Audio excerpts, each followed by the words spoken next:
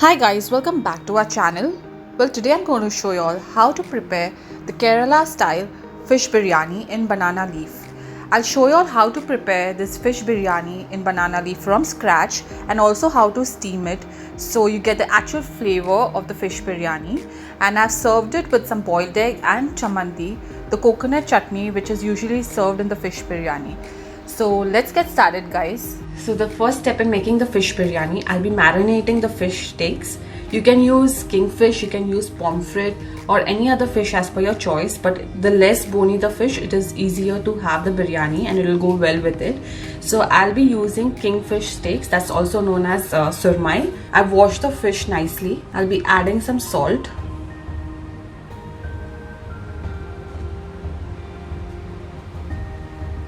Then I'll be adding some turmeric powder, but half a teaspoon should be enough. Some coriander powder, half a teaspoon. 1/4 teaspoon cumin powder and almost 3/4 teaspoon of red chili powder. To this I'll be squeezing half a lime and about a tablespoon of ginger garlic paste.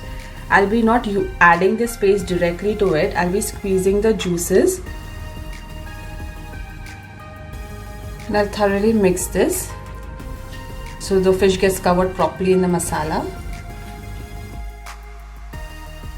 So this is your basic fish masala marination. So the fish has been marinated really well. I'll set this aside and let's move to the next step. I've taken 3 cups of jeera kasala rice or the Kerala ghee rice and I have washed it nicely, and this is about 3 cups, and now I'll be adding it to the pan.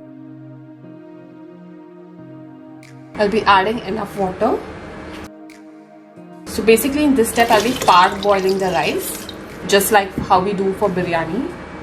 If you don't have this rice, you can also use your normal basmati rice, and to this I'll be adding the whole spices. I've taken 4 cardamom, 8 to 10 peppercorns, 5 cloves, some bay leaves and a small piece of cinnamon stick and a small piece of star anise, and I'll be adding this to the rice. These whole spices will make your rice really fragrant, and also I'll be adding 2 teaspoons of ghee for flavor and some salt as per taste.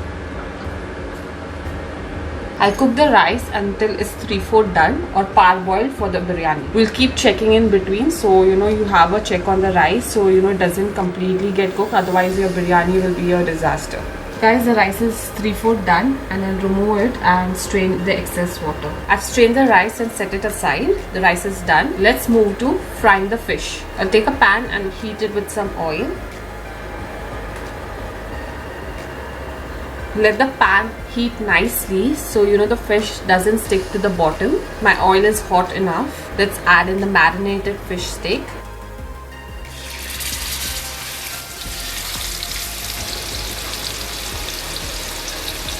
Fry for 2 to 3 minutes on both the sides and then nice golden brown on the top. Let's turn the fish.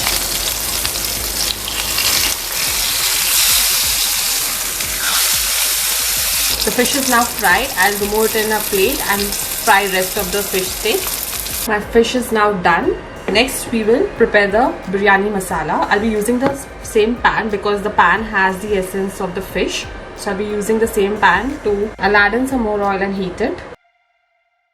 Time to add the onions. I've taken about 2 medium-sized onions and roughly sliced it.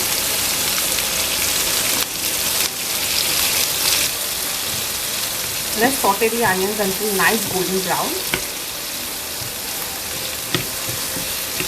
So while the onions are sauteing, I'll be adding curry leaves and slit green chilies.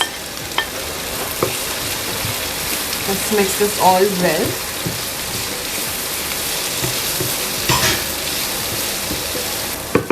The onions are turning golden brown and it's time to add my ginger garlic paste. I'll be adding 1.5 teaspoon of ginger garlic paste. Saute it well with the onions.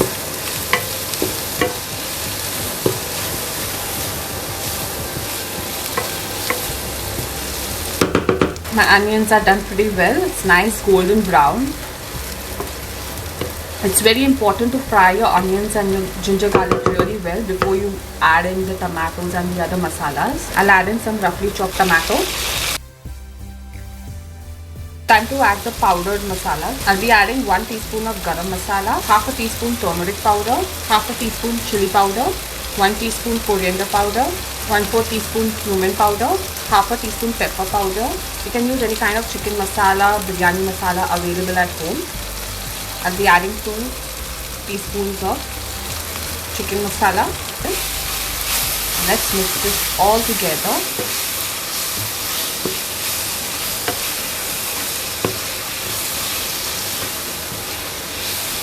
Also, I'll be adding 1.5 teaspoon of fennel seed, which I've coarsely pounded.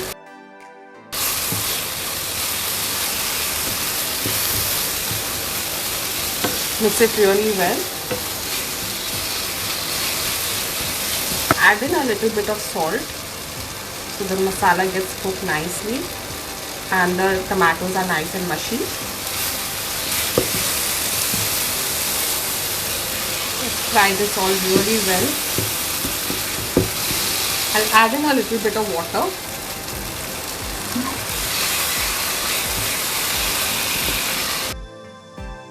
I've added almost 1/4 cup water.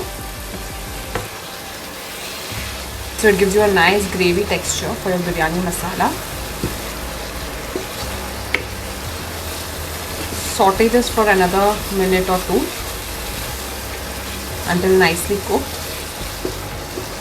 I'll add in some more curry leaves. Just roughly break it for flavor.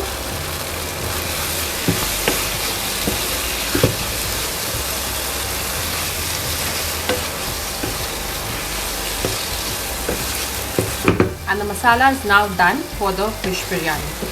Let's remove it off heat. So the masala is done. Now we'll prepare some chamanti for the fish biryani. I've always noticed whenever you have this biryani in the banana leaf, they always serve it with some chutney. And I got to know it's known as chamanti. And I've taken about half a cup of grated coconut. I'll be adding 2 chilies, some curry leaves. I'll add a mixture of mint leaves and coriander leaves. I'll use the rest for the biryani. Half a lime squeezed and some salt as per taste.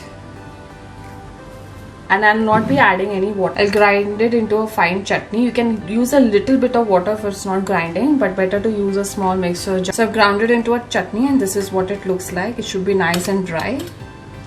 And now let's assemble the biryani. So guys, I have cut the bottom side of the banana leaf, as you can see, like this. So you know it's even. I washed the leaf thoroughly and applied some coconut oil to give that extra flavor for your biryani. And now I'll wilt it on the tawa.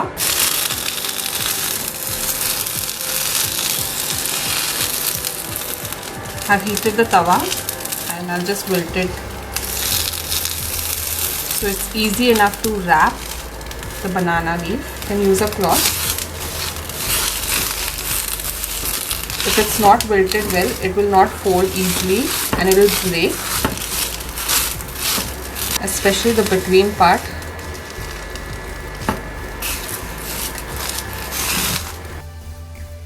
So as you can see, the banana is now wilted and let's proceed to wrap it. So guys, as you can see, I've wilted my banana leaf. It is nice, you can fold it easily and you really need to wilt it, otherwise it will be a really big disaster. With experience, I'm telling. I have taken the single sheets because the middle banana stem, you know, if you fold it, it tends to break, which will tend to break the between part of the banana leaf. So I'll place 2 vertical sides like this, one the opposite side. Like, let's place it like this. And now I will layer the biryani. I'll add in the rice in between. Ensure that the rice stays in the between part of the leaf so you can fold it well. Time to add in the masala. Time to add in some fried onions.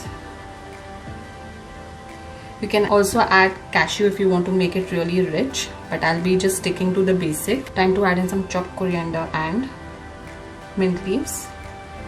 I'll be adding the chamanti on the side for the biryani.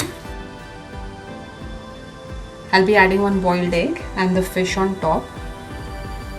Now it's time to fold the banana leaf. I'll take one side and gently fold it, just like this. And I'll try to bring this together and fold it like a potli. Just hold it from down, and I'll take a thread and gently wrap this.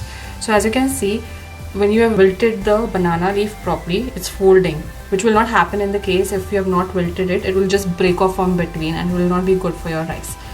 Just hold it from between, and let's tie this up. And now it's ready to be put for steaming in the cooker. So guys, I'll be steaming it in the cooker. I put a bowl down, some water. I've put a plate here. So this is the banana leaf biryani, and now I'll gently place it in the cooker like this. So you can use jute material or any kind of thread which is thick, so you know it will hold the banana leaf together.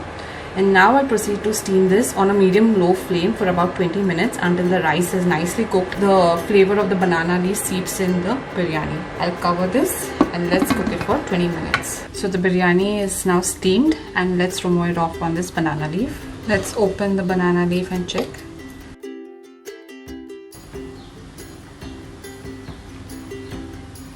It looks amazing.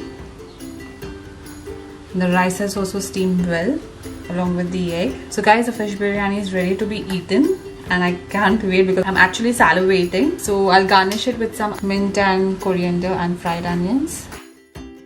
So I hope you'll enjoyed watching the video, guys. Please do like and subscribe to our channel. You can also follow us on Facebook, Instagram and Twitter and show us your love.